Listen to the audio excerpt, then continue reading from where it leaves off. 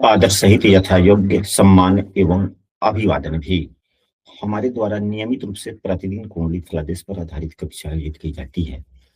बहुत ही जल्द हमारे द्वारा पूर्ण बेसिक से लेकर फलादेश तक की कक्षा आयोजित की जाने वाली है। यदि आप उस कक्षा में शामिल होना चाहते हैं तो स्क्रीन पर दिख रहे नंबर पर व्हाट्सएप पर कक्षा में शामिल हो सकते हैं। साथ ही यदि आपने अभी तक अपने इस चैनल को सब्सक्राइब नहीं किया है तो सब्सक्राइब अवश्य कर ले। और आइए चलते हैं, अब आज की विषय वस्तु शुरू करते हैं। तो आइए शुरू करते हैं अभी का विषय वस्तु। अभी का विषय वस्तु है कि लाभ होरा कुंडली का प्रादेश हम लोग कैसे करें। लाभ होरा कुंडली कैसे बनाई जाती है हम लोगों ने पूर्व की कक्षाओं में अध्ययन किया है। यदि आपको लाभ होरा कुंडली बनाने नहीं आता तो इस वीडियो के डिस्क्रिप्शन में हम लाभ होरा कुंडली कैसे बनाए उसका लिंक हम दे देंगे, वहां से देख सकते हैं, समझ सकते हैं। अब यहाँ पर यह देखा जाए, यह लाभ होरा कुंडली है, इसको लग्न कुंडली मानकर ही हम लोग फलादेश करेंगे।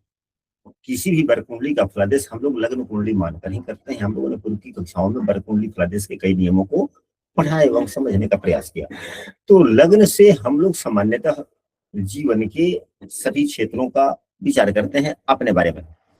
ठीक उसी प्रकार अब लाभ होरा कुंडली से, लाभ होरा कुंडली विस्तृत रूप से यह क्या है, यह धन संपदा के बारे में विशेष रूप से प्रदर्शित करता है। तो लग्न क्या दर्शाता है, धन संपदा के लिए। तो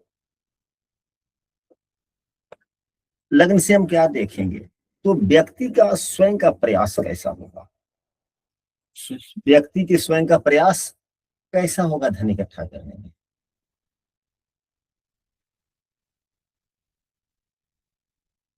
तो यहाँ पर शुक्रदेव बैठे हुए हैं और शुभाग्रह है, शुक्रदेव बैठे हुए हैं और शुभाग्रह है, और उस शुभाग्रह से केंद्र में भी शुभाग्रह है। लग्नेश लाभ भाव में बैठा है, यह भी देखना है कि लग्नेश कहाँ है, किसी शुभ भाव में है या कहाँ है। तो यदि शुभ भाव में नहीं है तो चूंकि यह लाभ होरा कुंडली है, यह आय के स्रोतों को दर्शाता है, आय के लिए दर्शाता है, तो आय 11वां भाव है, 11वें भाव में बैठे हुए ग्रह अच्छे फल देते हैं लग्न के लिए। तो यहाँ लग्नेश अच्छे भाव में बैठ गया, भाव विशिष्ट ग्रह होता है, 11वां बुध का भाव विशिष्ट ग्रह होता है, तो लग्नेश भी ठीक ठाक है। और लग्न में भी शुभाग्रह है, केंद्र में भी शुभाग्रह है, लेकिन यहाँ पर नीच के ग्रह हैं, शुक्रदेव नीच के हैं, शुक्रदेव नीच के हैं, तो नीच दोष तो लगता है, नीच दोष तो लगता है, कुछ ना कुछ समस्याओं को दर्शाता है।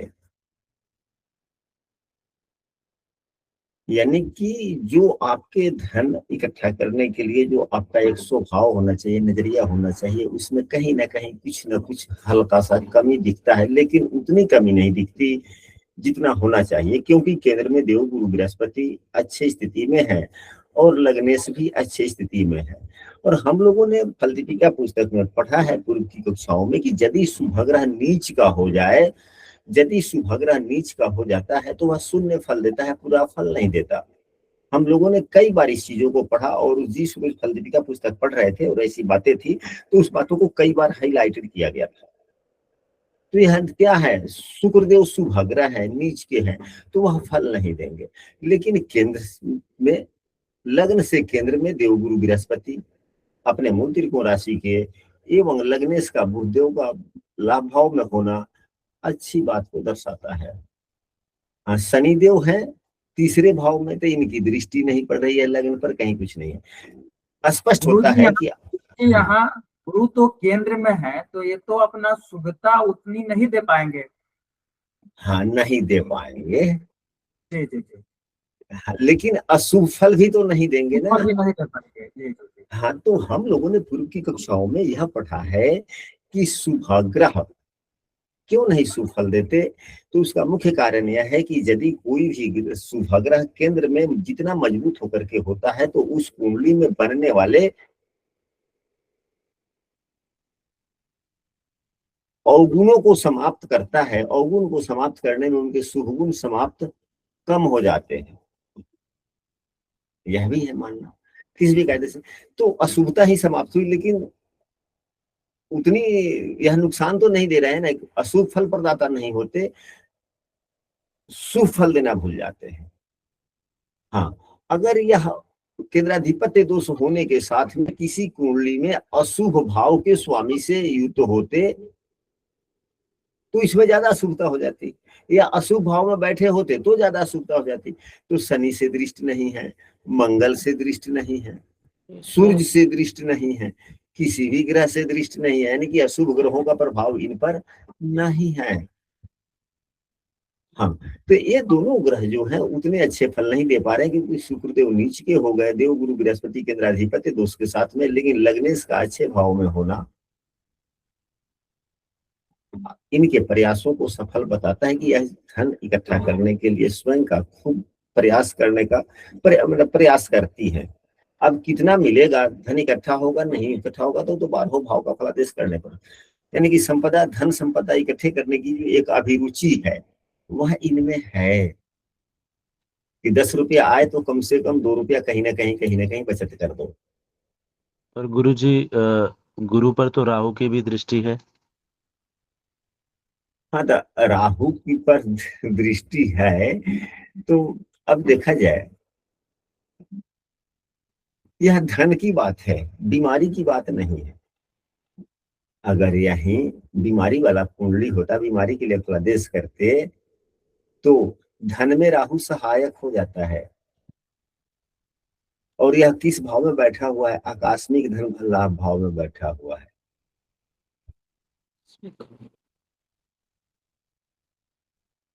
कुछ ना कुछ तो आकस्मिक सहयोग करेगा ही करेगा, कुछ ना कुछ आकस्मिक सहयोग करेगा करेगा, लेकिन ज्यादा कदा करेगा, हमेशा नहीं करेगा, कभी कभी करेगा, क्योंकि यह 8वां भाव भी है और अष्टमेश से सप्तम भी, अष्टमेश के द्वारा देखा जा भी रहा है। और यह अष्टमेश काफी, मंगल काफी पीड़ित हो रहे हैं शनि से, क्योंकि मंगल की राशि में शनि बैठ गया, मंगल काफी पीड़ित हो गए। मंगल की 2 राशियां, दोनों राशियों में पापग्रह हैं, एक में राहु और दूसरे में शनि। शनि। तो यह कभी कभी लाभ देगा, हमेशा नहीं देगा, लेकिन हाँ सामान्यतः यही जो कहा जाए कि धन संपदा इकट्ठा करने के लिए खराब है, तो खराब लग्न भी नहीं हुआ, क्योंकि और एक जो कहा जाए कि सर्वोत्तम है, सो सर्वोत्तम ही नहीं हुआ। कहने का मतलब यह है कि सामान्य स्थितियां है, जैसा है वैसा है, ठीक ठाक है, लेकिन मन में सोच विचार जरूर है, प्रयास जरूर है कि हम 10 आए हैं तो कम से कम 2 4 6 10 8 खर्चा कर ले, रुपए 2 रुपए जो है कुछ ना कुछ भविष्य निधि बनाने का हम प्रयास जरूर करें। यह लग्न का प्रतिनिधित्व क्यों, वह क्यों, तो लग्नेश का केवल 11वें भाव में बैठने से हुआ। क्या अभी तक जो बातें चर्चा हुई, अभी तक काफी बातें चर्चा हो गई, क्या यह आपके जीवन पर अभी जो हम लोगों ने चर्चा किया, जीवन पर अभी कितने प्रतिशत प्रभावी हो रहे हैं? 100% बिल्कुल सही है। अच्छा, दूसरी नंबर वाली बातें है कि धन के लिए जब हम धन कमा, दूसरे भाव से किन चीजों का विचार कर सकते हैं, तो लग्न कुंडली का दूसरा भाव क्या है, उनसे किन चीजों का विचार किया जाता है जो धन के मामले में उपयोग किया जा सके। दूसरे भाव से, लग्न कुंडली के दूसरे भाव से हम सभी किन चीजों का विचार करते हैं जो धन में उपयोगी होता हो? पैतृक संपत्ति और इनकम का, हाँ जी, आय का पैतृक संपत्ति, वाणी के द्वारा आय को अर्जन धन, करना। धन, हाँ जी, दूसरा भाव वाणी है, तो वाणी किसे, या दूसरा भाव विद्या की निपुणता है, विद्या की ना। जी। तो यह धन में क्या हो जाते हैं, धन के आय में यह तो साधन बन जाते हैं ना, वाणी और विद्या की निपुणता। यह तो अब धन संपदा की कुंडली। तो हमारे पास में जो हम कमाना जिन जरियों से चाहते हैं, क्या वह साधन पूरा है हमारे पास में? तो जिस भाव पर सुभग्रह की दृष्टि होती है, अच्छी होती है, तो भाव में शुभग्रह तो है नहीं। एक तो मंगल देव है, दूसरे केतु हैं, दोनों पापग्रह हैं, दोनों ही पापग्रह हैं। तो इनके जीवन में ऐसा दिखता होगा कि हम आए कमाए तो कैसे कमाए, एक ऊहापोह की स्थिति रहती है, कोई एक गारंटेड साधन नहीं, सुविधा नहीं, एक अस्थायी विचार नहीं, ऐसे बनते हैं यहाँ पर, क्योंकि दोनों ही विच्छेदात्मक रहे। यानी कि पहले से जन्म, यह तो क्या है, यह जन्म कुंडली का लाभ हो रहा कुंडली। तो हम ये जो कह सकते हैं कि उसको हम आय कैसे बनाए न बनाए, उसमें वह ऊहापोह की स्थिति को दर्शाता है, और वह स्वयं व्यक्ति को बनाना होता है। अब उदाहरण स्वरूप हम यहाँ पर एस्ट्रोलॉजी की क्लास चल रही है, हो सकता है कि लाभ हो रहा कुंडली में हमारा दूसरा भाव अच्छा हो, क्योंकि पहले से हमारे पास में साधन है, और इन्हें साधन अपना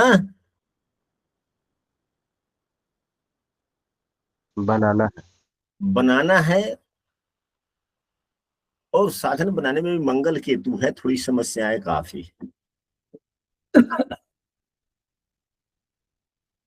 उपाय क्या है? तो भाव के स्वामी को ठीक करना, भाव के स्वामी को शुक्रदेव को ठीक करना। यहाँ पे साधन की भी कमी और यहाँ भी कमी।